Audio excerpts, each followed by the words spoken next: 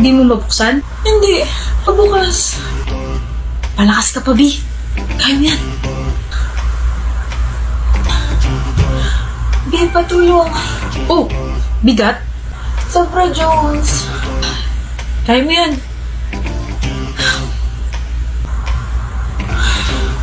Di pa abot nga ng remote. May kamay ka, diba? Abutin mo. Samahan mo ako sa register bukas, ha? Pinaya mo nga pumasok sa school dati na wala ako, diba? Kaya mo na rin yan. Nakakainis ka na. Bakit ka ba ganyan? Anong ganyan? Ayaw mo na akong tulungan sa lahat. Kailangan mong kumilos at masanay na walang tulong ko. Bakit?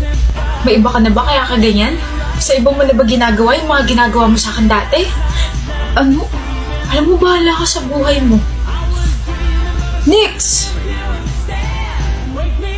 Ate, tara na. Matagal niyo na bang alam? Matagal niyo na bang alam na may sakit siya? Kaya pala hindi niya na ako tinutulungan sa mga bagay-bagay kasi alam niya nang mamamatay na siya. Sinasanay niya na pala ako mamuhay na hindi dumidepende sa kanya. Pero sana nagsabi siya para naman nakapag-prepare ako. Kasi yung huling usap namin, sinabihan ko siya na baka may iba na siyang babae. Inaway ko siya tsaka tinalikuran. Ate Nix, yun na pala yung huli.